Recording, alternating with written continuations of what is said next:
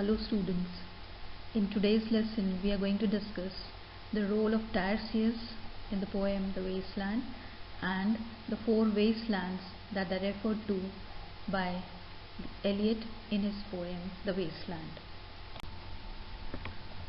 So Eliot, in the notes that he has appended to the poem The Wasteland, speaks about the role of Tiresias.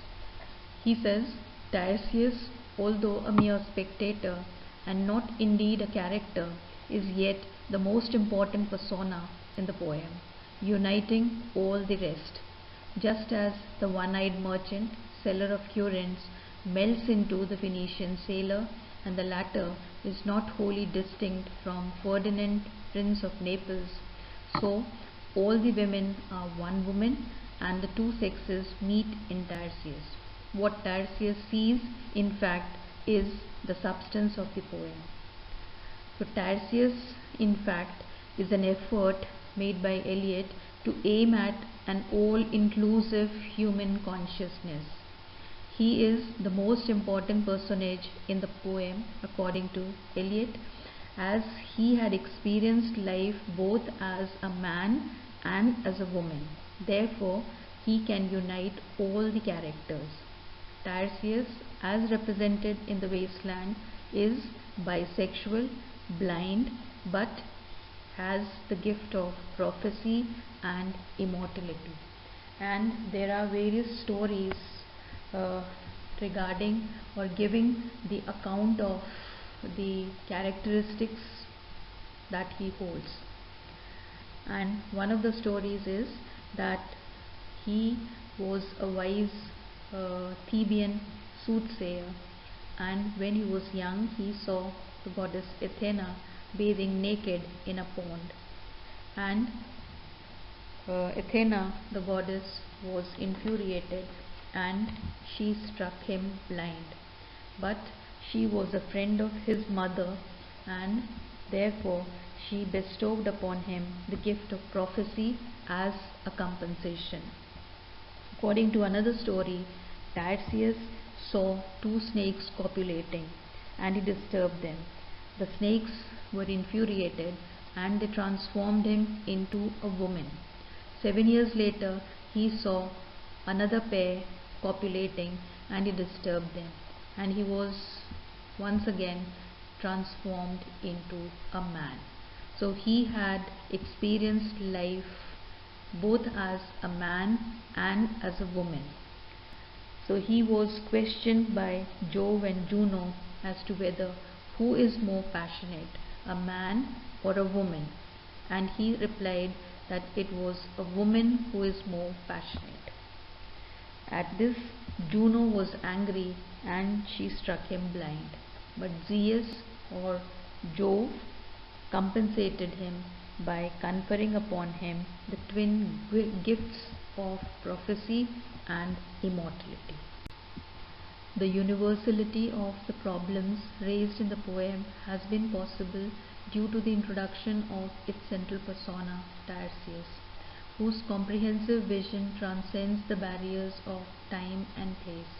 Owing to his age, impotence and blindness, he cannot act or react, but his blindness is compensated by his power of prophecy, and he is immortal.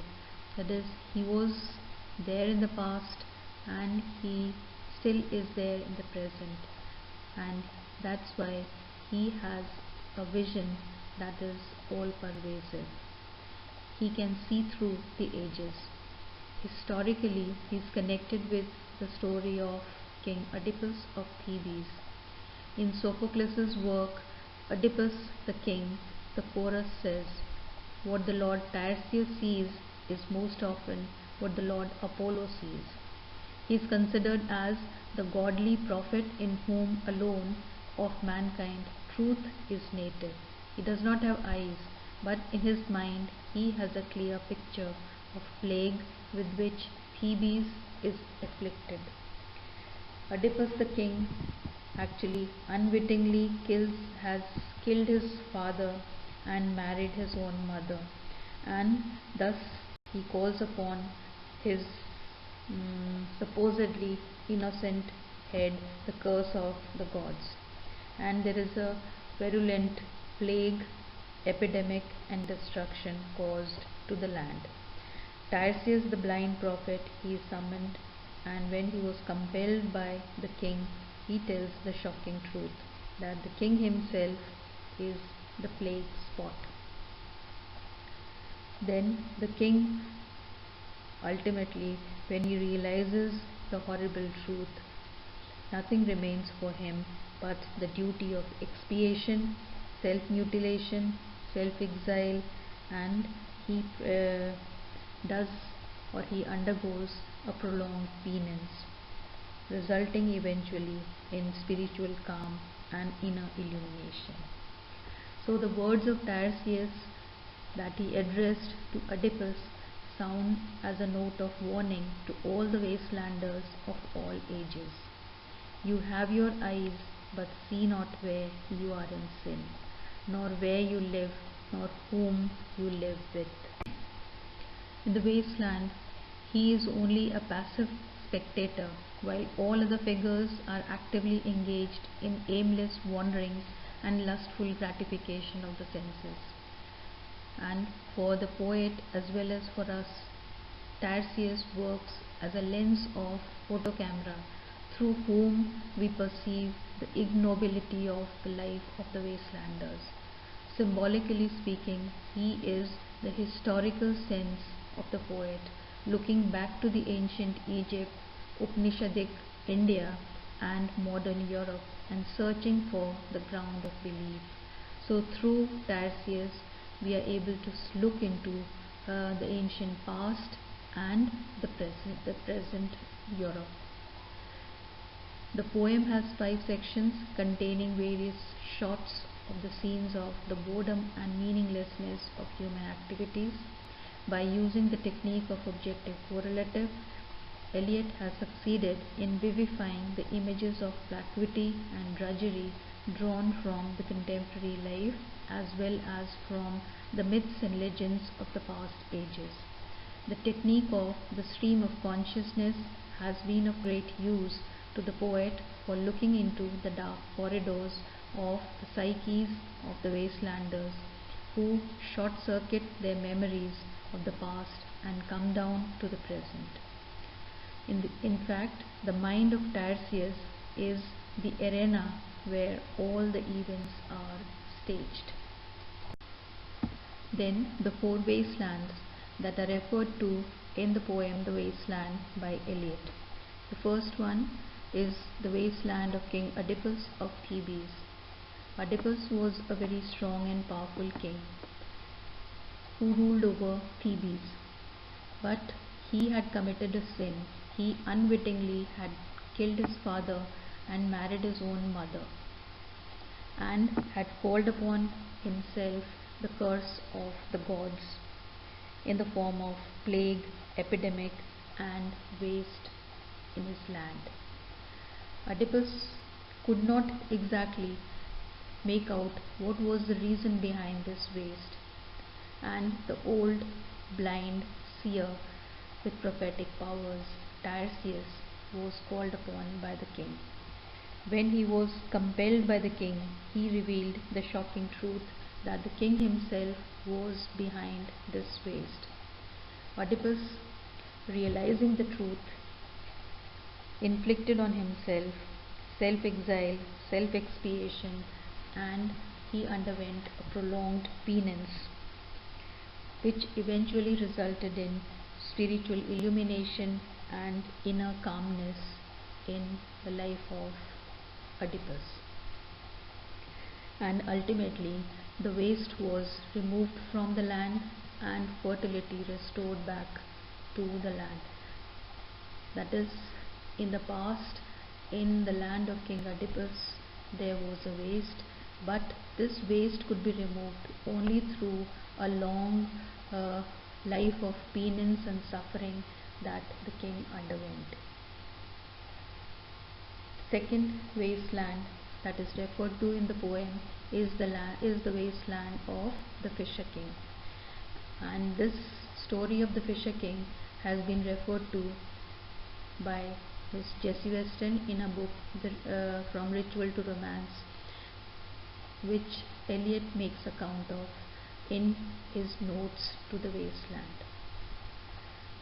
So Fisher King, he ruled over a country in the past, and it was a region where the Grail worship was in vogue, and a temple known as Chapel Perilous stood there, which was in a broken, dilapidated state, and it was believed that the Grail which was lost was hidden in this Chapel Perilous, but it was in ruins because of the atrocities inflicted by the soldiers of this Fisher King on a group of nuns attached to this Grail chapel.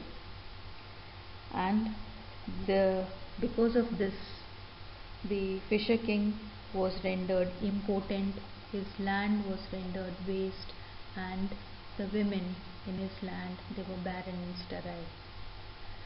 Only after Sir Parsifal, the quester, who was a pure quester, he underwent a very hazardous journey to the Chapel Perilous and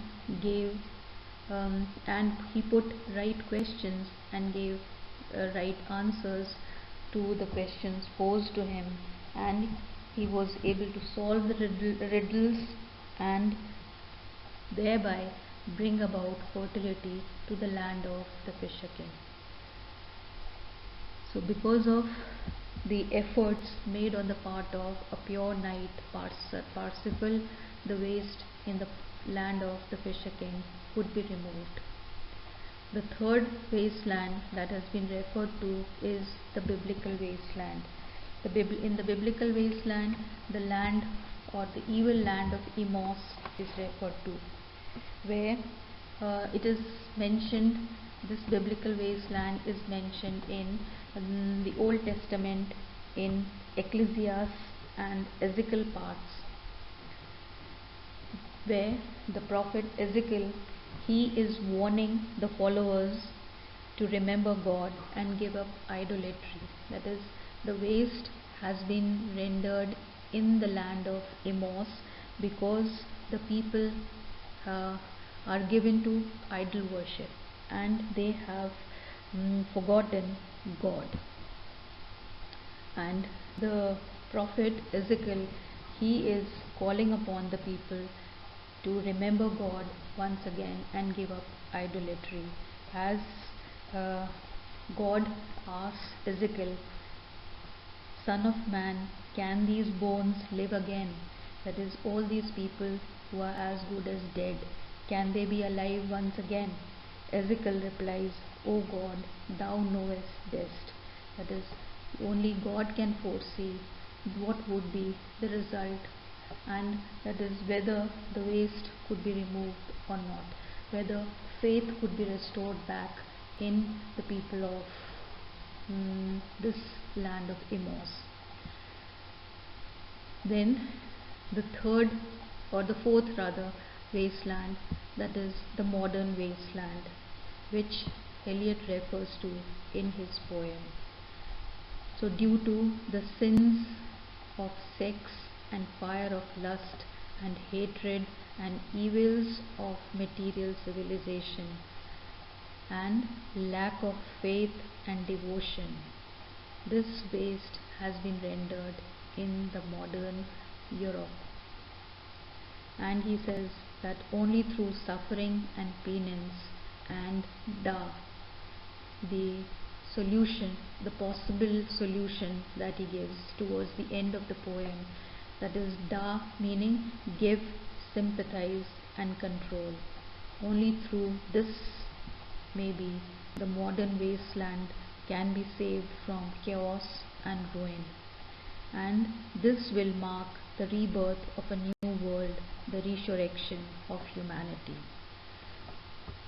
So, but still, even towards the end, the poet, he is doubtful of the fact that whether it is possible for the modern wastelanders to restore back fertility to their land or not, as it was possible in the past. Because in the past, strong uh, people with strong willpower, they sacrificed their lives for the sake of humanity and could restore back fertility to their lands. But such strong willed people are missing in the modern wasteland. And so maybe there is no possibility for the modern wastelanders to restore back fertility to their land and to be regenerated once again. Thank you.